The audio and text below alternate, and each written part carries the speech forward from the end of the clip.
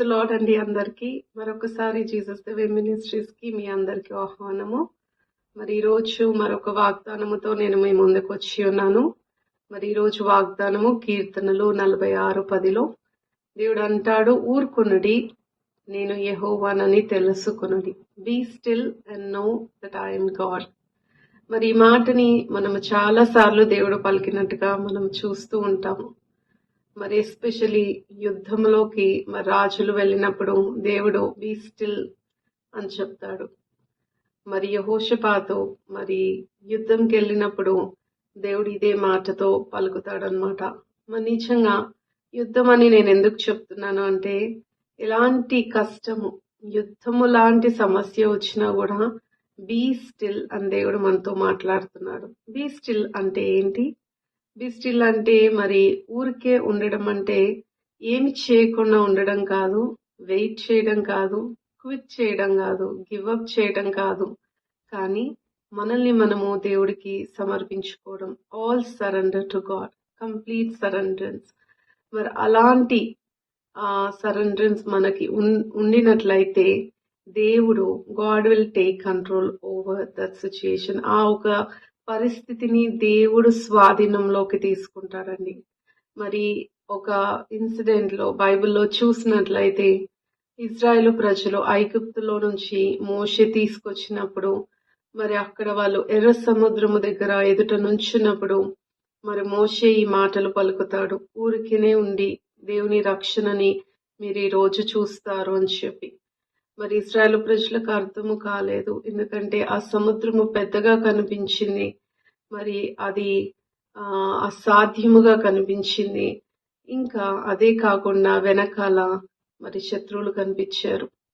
ఏమీ అర్థం కాని స్థితిలో మరి దేవుడు ఒక మాటతో ఆ ఒక ఎర్ర సముద్రాన్ని పాయలు చేశాడు. ఆయన రక్షణని ఆ రోజు వారు చూశారు.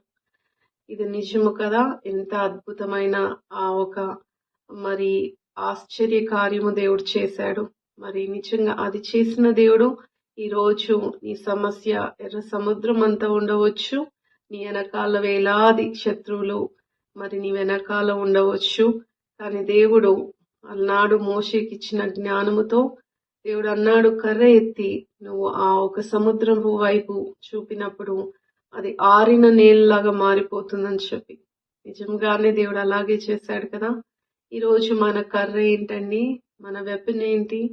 మన ఒక ఆయుధం ఏంటి? ప్రార్థన.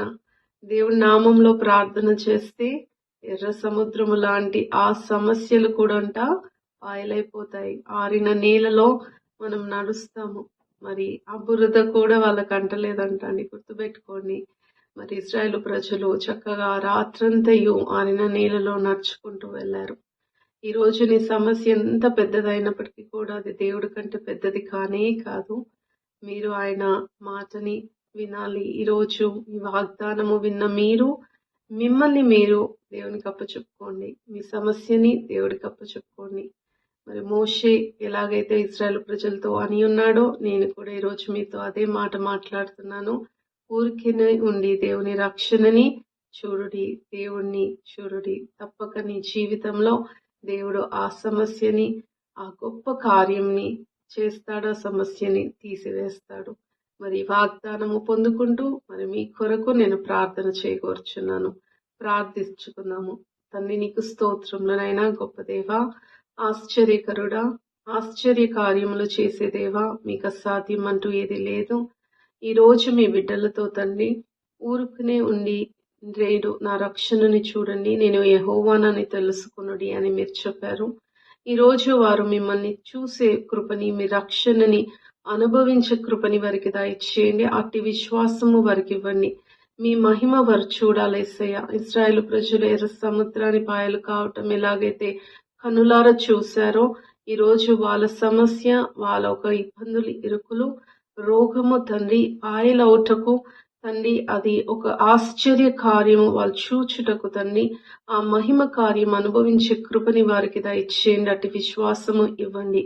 ఇదిగో ఈ ప్రార్థన ద్వారా వాళ్ళని మీరు ముడుతున్నారు యేసయ్యా. వాళ్ళ సమస్యని తీరుస్తున్నారు తండ్రి. వారు మధ్యలో నుంచున్నారేమో, ఎటు వెళ్ళాలో అర్థం కాక మీరు మార్గాన్ని ఏర్పరుస్తున్నారు తండ్రి ప్రభువా. మీరు మార్గాలు చూపించే దేవుడో, మీరు వెలుగు చూపించే దేవుడో ప్రభా. వారి జీవితాన్ని అర్థవంతంగా చేయండి, జీవించే కృపని దయచేయండి తండ్రి.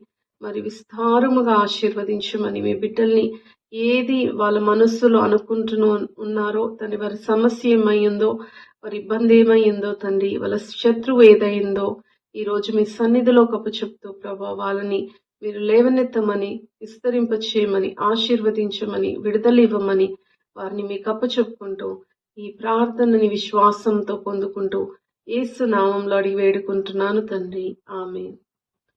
ప్రైజ్ ది లార్డ్ అండి. God bless you.